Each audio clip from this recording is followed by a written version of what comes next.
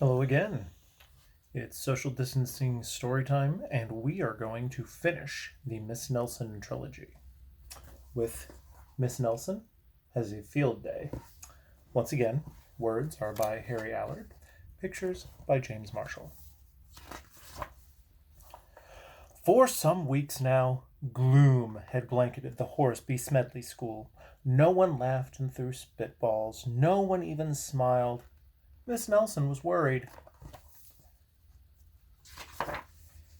Everyone was down in the dumps. Even the cafeteria ladies had lost their sparkle. Mr. Blansworth was so depressed he hid under his desk. "It's the worst team in the whole state," he said. And it was true. The Smedley Tornadoes were just pitiful. They hadn't won a game all year. They hadn't even scored a single point. And lately, they only seemed interested in horsing around and in giving Coach the business. "Why practice?" they said. "We'll only lose anyway." It's a bit of a defeatist attitude. "We're in for it now," said old Pop Hansen, the janitor. "The big Thanksgiving game is coming, and the werewolves from Central are real animals. They'll make mincemeat out of our team." "What's to be done?" said Miss Nelson. "We need a real expert," said Pop. That afternoon, Miss Nelson was grading papers, and she heard wild laughter. It was coming from the teacher's lounge.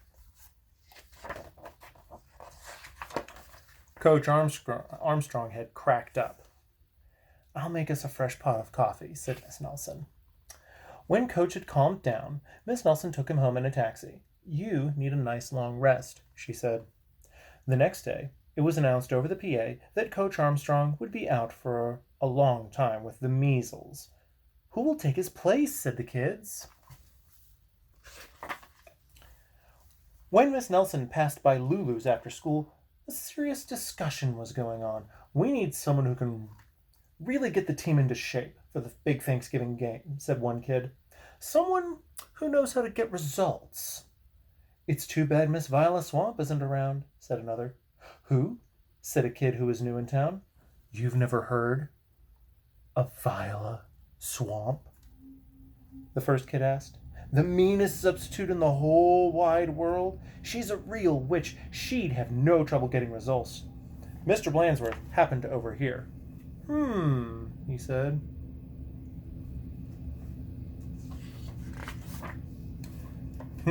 Said Miss Nelson, and she wasted no time getting home.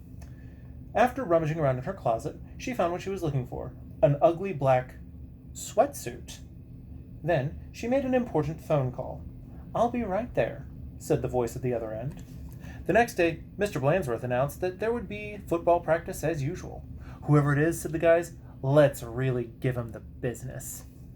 The doors to Coach's office flew open, and out stepped a lady in an ugly black dress.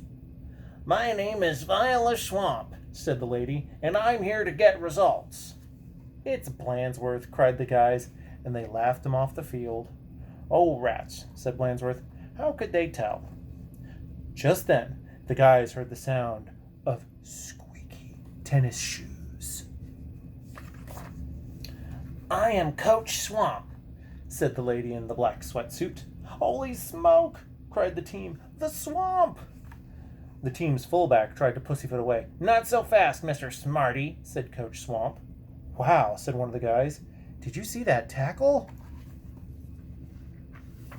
"I'm not sure that's legal." It's okay, it's a story. Coach Swamp was a real expert. She put the team to work right away. The guys had never done so many leg raises. "More," said Coach Swamp. They had never run so fast. "Faster," yelled Coach Swamp. "This is murder," said the guys. "Pipe down," said Coach Swamp. In only a matter of days, the Smedley Tornadoes were looking better. Coach Swamp really gave them the business. Mr. Blansworth was a little puzzled, however. "Who is that Miss Swamp?" he said. "Maybe Miss Nelson knows. I'll go ask." Miss Nelson was busy grading papers when Blandsworth looked in.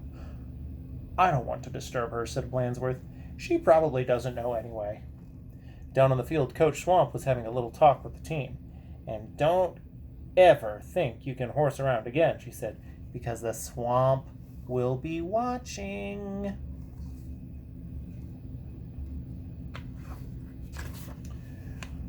When Coach Armstrong returned after his rest, he was very surprised by what he found. The guys played like a real team.